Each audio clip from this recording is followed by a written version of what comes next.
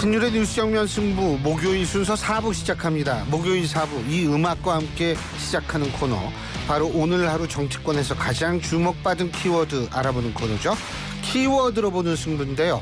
오늘도 두 분 나와 계십니다. 한 분씩 소개해드리겠습니다. 먼저 조청래 전 여의도연구원 부원장 나와 계십니다. 안녕하십니까? 안녕하십니까, 조청래입니다. 예, 그리고 김민아 시사평론가 나와 계십니다. 어서 오십시오. 안녕하세요. 예. 어서 오십시오 끝나는 거죠? 맞아요. 제가 왜 어서 오십시오 김민아입니다 그렇게 너무 간단하게 끝나가지고. 예. 네, 저 시사평론가입니다. 시비 거는 건 아니고요. 네. 예.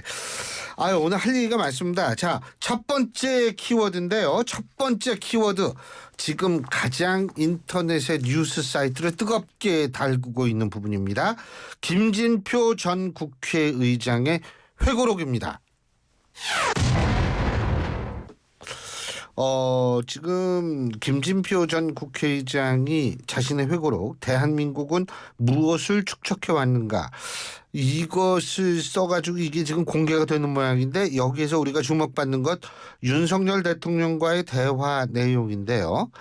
이태원 참사 관련해서 윤 대통령의 생각과 입장을 이제 김진표 의장이 얘기를 했는데 간단히 얘기한다면 윤석열 대통령이 이태원 참사의 조작된 사건 가능성을 배지 못한다라고 말했다.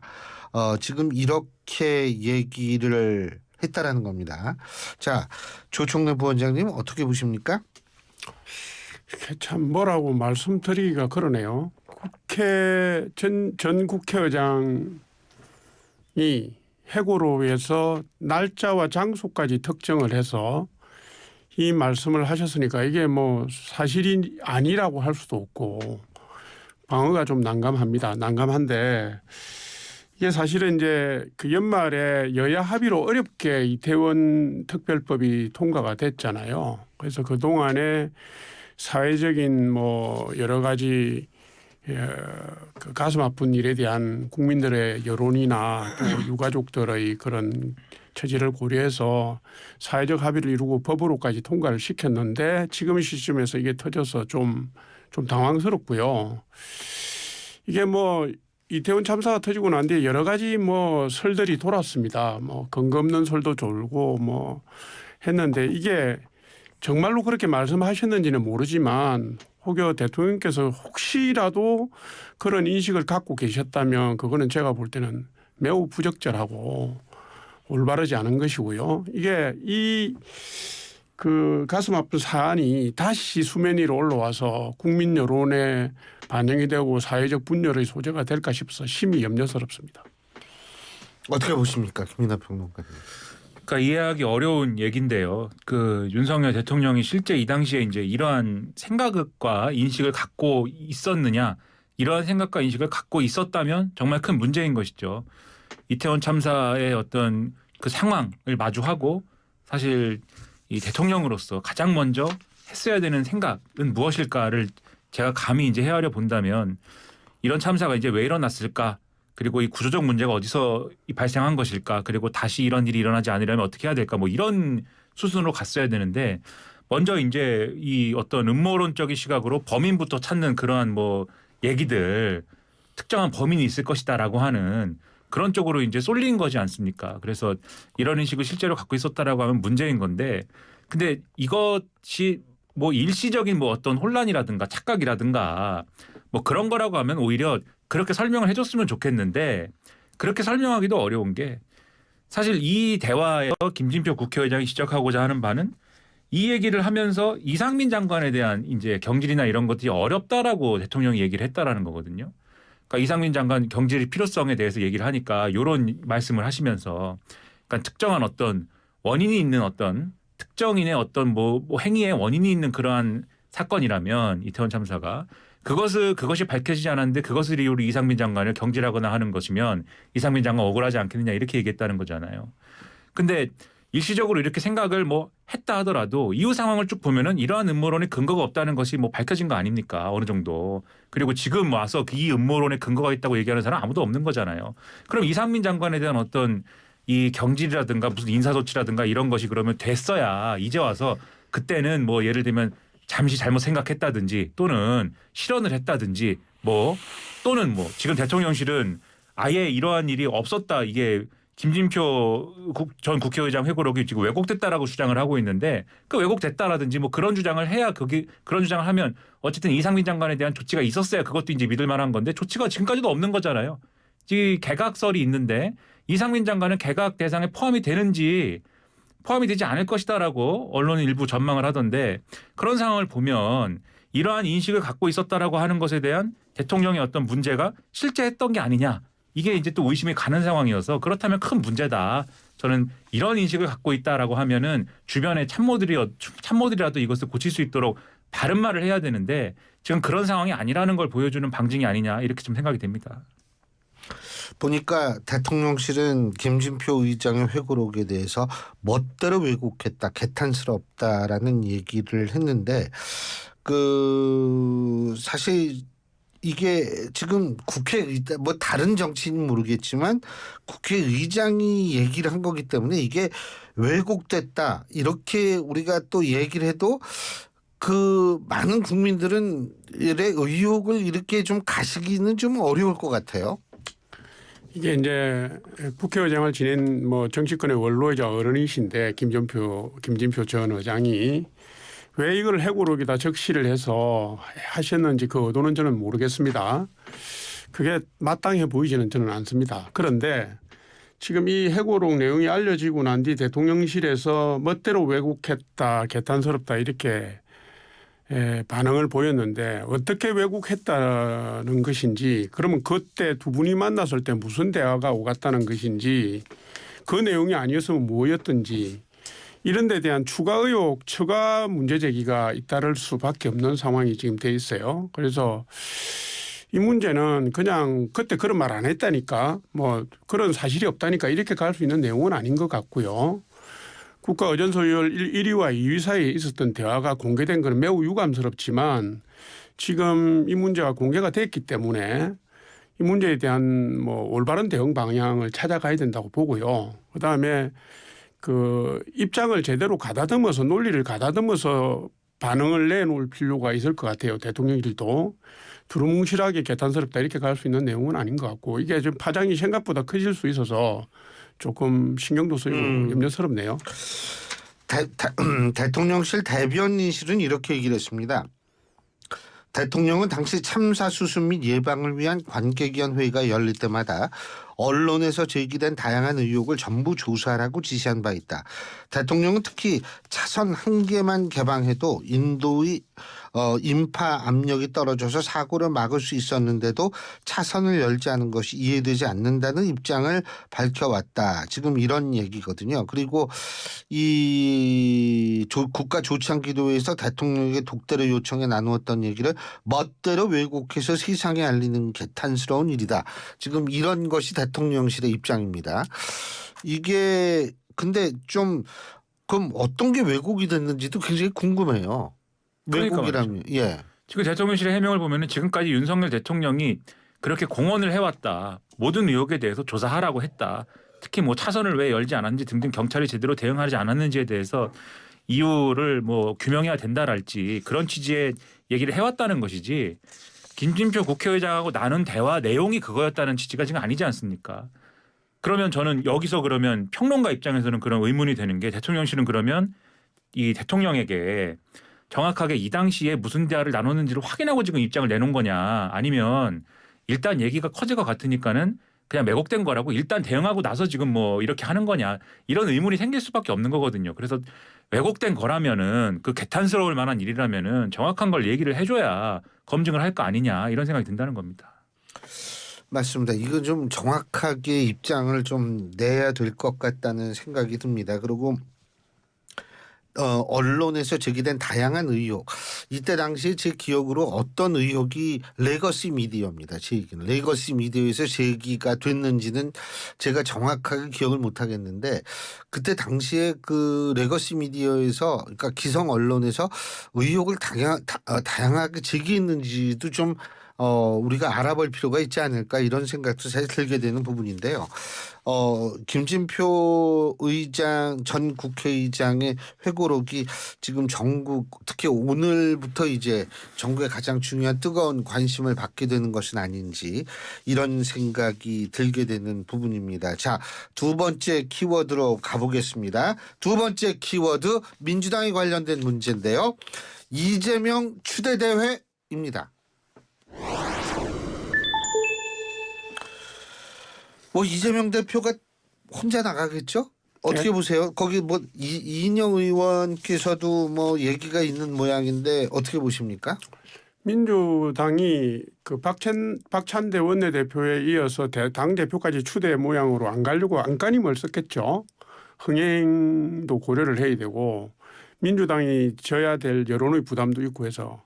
근데 이게 이제 중진 의원이면서 친명이 아니면서 정치적으로 좀 미래가 있거나 뭐 자기를 지금까지 지도력을 발휘해온 분을 대표로 옹립해야 되는데 그게 실패한 거죠. 누가 거기 나가겠습니까? 지금 잘 아시는 것처럼 강성 지지층들이 뭐 당의 모든 부분에 관여하고 있잖아요. 원내대표, 뭐 국회의장, 뭐 심지어는 이번에 전당대회 준비위원회도 뭐 권리당원 대표를 집어넣을 모양인데 그렇게 가고 있고 총선 때 찐명 친명들 왕창 대거 들어왔고 지금 이런 상태에서 뭐 비전을 갖고 있는 중진 정치인이 있다고 해도 나가서 초라한 성적 보여 그냥 지는 게 아니라 뻔하게 지고 상처를 입을 걸 알고 거기 나가겠다고 할 사람이 있겠습니까? 정치적으로 볼 때는 뭐 이재명 대표 물러나고 난 뒤 뭘 준다든가 이러면 모르지만 그게 뭐 그럴 수 있는 상황도 아니고 그걸 믿을 사람도 없고요. 그래서 고심고심 하다가 시간에 밀려갖고 시간에 조일기에 들어가고 지금 이제 결국 이재명 대표 혼자 나가는 거거든요. 정해진 수순이었고요. 그걸 지켜보고 있는 뭐 우리 같은 사람이나 뭐 당원들이나 일반 국민들은 뭐 저 대회는 이재명 방탄을 위한 연임이다라고 알고 있기 때문에 너무나도 뻔한 결론 예측했던 대로 가고 있는 겁니다. 이게 두고두고 민주당의 부담이 될 거라고 봅니다. 예, 어떻게 보십니까? 김민호 평론가님. 이재명 대표 혼자 나가서 이렇게 치르는 전당대회가 좋을 게 하나도 없죠. 이 민주당 입장에서는. 그러니까 뭔가 이재명 대표 외에도 우리는 이렇게 여러 사람들이 있어서 그냥 이재명의 민주당이 아니고 일종의 팀 민주당이다. 뭐 이런 분위기도 좀 있어야 되고 그리고 사실 이재명 대표에게 있어서 지금도 말씀하셨지만 이렇게 대표를 또 하려고 하는 이유에 대해서 뭐 방탄이다. 사법 리스크를 어떤 좀 의식한 그런 결정 아니냐 이런 공격들이 있는 건데 그런 공격을 방어하기 위해서라도 전당대회에서 이 뭐 사법 리스크니 뭐 검찰이 어쨌느니 뭐 판사가 어쨌느니 이런 얘기가 아니라 당의 뭐 정책이나 뭐 어떤 앞으로 집권 전략이라든가 뭐 가치라든가 뭐 이런 걸 놓고 토론을 하면서 당권을 겨루는 그런 모습이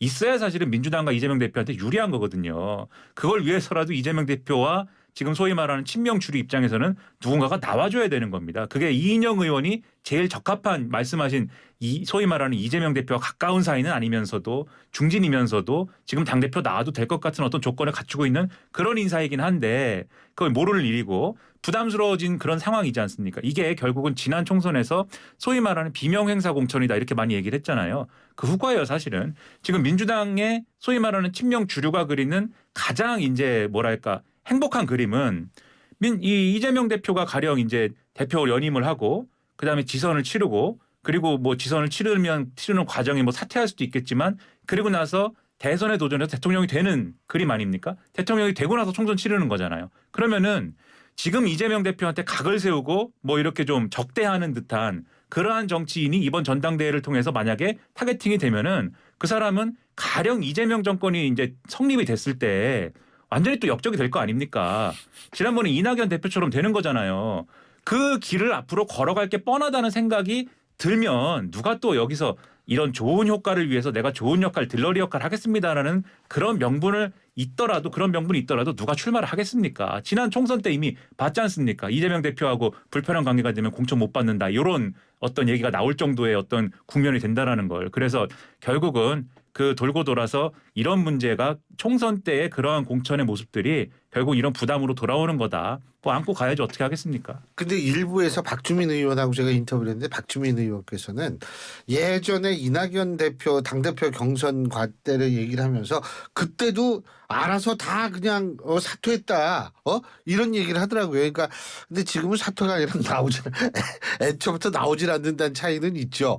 근데 뭐 하여간 그리고 뭐 이재명이 절대적으로 필요하다. 뭐 필요하겠죠. 민주당은 어떻게 보세요? 아니 이게 살아있는 권력인데 거기 누가 대응을 합니까? 이전에 이재명 대표하고 이낙연 체제가 붙었을 때하고 지금 다르죠. 그때는 공천 대안 체제를 놓고서 경쟁을 한 겁니다. 그러니까 친명으로부터 멀어진 총선 후보들은 다른 대안을 찾아야 되니까 그게 뭐 이재명 대표 외에 뭐 이낙연일 수도 있고 다른 분들일 수 있어서 그런 뭐 그게 성공을 했던 실패를 했던 그 대안 체제로 간 건데 지금은 2026년 지방선거 공천권 질 수 있게 당헌 개정했고요. 2027년 대선 밑자락을 지금 이재명 대표로 깔아놓고 그다음에 이분이 대통령이 안 되더라도 당권을 놓는다는 보장이 없잖아요. 그때 가서. 그러면 2028년 총선도 어떻게 될지 모르는데 지금 완전한 일극체제고 민주당은 이재명 대표의 사당입니다. 1인 정당이에요. 거기 대놓고 누가 대거리를 하겠습니까? 그거는 정치를 안 하겠다는 뜻이죠. 그러니까 당연한 거고요. 예. 당연한 거고 뭐 특별히 지금 민주당에 있는 구성원들이 비겁하다고 저는 보지는 않습니다. 정당을 이런 모양으로 끌고 간 지도 체제 자체가 문제고요. 민주당의 그 바람직한 전통을 퇴행시킨 지금 이재명 대표나 최고위원들이 문제라고 저는 생각하는 겁니다. 근데 지금 1인 정당 말씀하셨는데 어쨌든 최고위원 후보로 나선 후보들도 이 충성 경쟁한다라는 비판을 많이 받고 있어요. 예? 그 마찬가지 현상인 것이죠. 그러니까는 지금 이제 소위 말하는 이 이재명 대표하고 친명 주류의 생각이 무조건 친명이면 다 살려야 되고 나머지는 뭐 명함도 내밀지 마라 뭐 이런 분위기겠습니까? 사실 이런 구도에서는 그렇지 않을 수도 있는 건데 소위 말하는 강성 지지층이라고 불리는 요분들의 의향이라는 게 있지 않습니까? 그리고 지금 민주당 지도부의 특징이 민주당의 이제 주류 세력의 특징이 그러한 강성 지지층의 어떤 선호나 이런 것들을 따라가는 형국인 거잖아요. 그리고 오히려 그 강성 지지층의 어떤 지지를 안고서는 상황을 돌파하는 것을 가장 이제 전략의 1순위에 놓는 그러한 어떤 상황이기 때문에 그러한 강성 지지층이 선호하지 않으면 아예 소위 말하는 비명으로 분류되거나 앞으로 이제 이재명 대표하고 멀어질 수 있는 어떤 관계에 놓이는 방식으로 선거에 출마해야 하는 처지에 있는 사람이라고 하면은 아예 이번에는 그러한 시도를 하지 않는 방법으로 이 사안을 피해갈 수밖에 없는 거죠. 그러니까 이 조건이 여러 사람이 나와서 경쟁하는 게 오히려 이재명 대표한테도 도움이 되고 좋은 그림임에도 불구하고 이 강성 지지층의 어떤 의향을 그대로 따라가는 이러한 전략 때문에 그러한 어떤 방식을 따르지 못하게 될 수밖에 없다. 이게 문제인 것이고 이렇게 되면은 앞에 이재명 대표가 연임하는 거에 대해서 이재명이 필요하다라고 민주당에 있는 분들이 생각한다. 이렇게 지금 말씀하셨잖아요. 박주민 의원이나 이런 분들이 그렇게 얘기한다. 근데 뭐 어떤 이유에서 왜 필요한 건지는 제가 구체적인 설명을 지금 못 들어본 것 같습니다. 어떤 이유에서 왜 필요한 거냐. 뭐 그만큼 총선도 다 이 압승을 하게 이끌었고 그리고 뭐 지금 가장 유력한 대선 후보 뭐 이러니까 필요하다는 거죠. 근데 그걸 위해서 반드시 연임을 해야 되는 거냐. 오히려 총선 이렇게 잘 치렀는데 이제는 내려놓고 대선 준비만 하면 되지 않을까요? 이런 의견도 있는 것 같거든요. 대권 주자 대선 준비하려면 무조건 대표를 꼭 겸임해야 되느냐? 아니지 않습니까? 그러니까 대표를 연임을 왜 해야 되는 거냐에 대해서 명확한 답을 줘야 되는데 이재명 대표도 그렇고 이재명 대표는 오히려 당분간 좀 생각을 해보겠습니다. 이런 모드인 거고 그러니까 오히려 얘기를 안 하는 것이고 지금 민주당이 아무도 이게 연임을 왜 해야 되는지에 대한 답변을 시원하게 못 내놓고 있어요. 그게 이제 문제다. 저는 그렇게 생각하는 겁니다. 근데 뭐 어쨌든 지금 근데요 제가 특이한 게 하나 있는 게 민주당도 1인 중심 정당 저는 동의합니다. 조국 혁신당도 1인 정당 아니에요? 사실 따지고 그렇죠. 보면 개혁신당도 1인 정당 아닙니까 사실은? 그렇죠. 그죠? 이게 야당들이 왜 다 1인 정당이 될까요? 본의 아니게 국민의 여당이 원래 좀 그 대통령이 있으니까 그랬는데 국민의힘 좀 들 그런데 어떻게 다른 정당들 이게 지금 조국 혁신당이나 개혁신당은 예. 대안전 정당을 표방한 거잖아요. 예. 근데 이제 대안정당이면서 소수당이 갈 수 있는 것은 스타 스타 정치인을 간판으로 내세울 수밖에 없는 예. 그런 총선 상황에서의 특수성이 있다고 봐요. 예. 그래서 총선을 예를 들면은 조국 대표의 얼굴로 치른 거고 저쪽 개혁신당은 이준석 대표 전 그렇죠. 대표의 얼굴로 치른 거라서 이 현상이 있고요. 그다음에 다양한 구성들이 참여할 수 있는 통로가 보장되지 못했기 때문에 당 자체가 총선을 거치면서 예. 다양성을 확보할 수 없는 상황적인 조건적인 한계가 있다 저는 이렇게 봐요. 알겠습니다. 그런데 이거는 예. 대선을 앞두고 만약에 예. 합종연행이 이루어진다면 저는 어디로든지 흡수되어야 될 정당으로 보이는데 아하. 그분들의 욕심은 자기들이 주류 정당으로 크고 싶은 거죠. 예. 예. 30초. 예. 저는 정치 전반의 문제도 같이 봐야 된다고 봅니다. 이게 특정 정당의 문제라기보다는 국민의힘도 얼마든지 1인 정당 될 수도 있어요. 언젠가는. 언젠간 될 수도 지금은 있겠죠. 윤석열 대통령의 지지율이 예. 낮아서 지금 생기는 문제인데 그렇죠. 이게 정치 전반에 대한 신뢰가 유권자들이 없기 때문에 그래서 정당이 내세우는 정책이라든가 뭐 가치라든가 노선이라든가 이런 걸 신뢰 안 하고 결국은 뭘 봐야 되냐면 사람을 보게 되기 때문에 생기는 현상도 있는 것 같아요. 그게 강성 지지층의 문제나 이런 걸로 번지고 있는 거고 그래서 그런 면에서의 반성도 필요하다 이렇게 생각합니다. 알겠습니다. 오늘 두 분 말씀 여기까지 듣겠습니다. 고맙습니다. 감사합니다. 예, 지금까지 조청래 전 여의도연구원 부원장 김민하 시사평론가 두 분과 함께했습니다.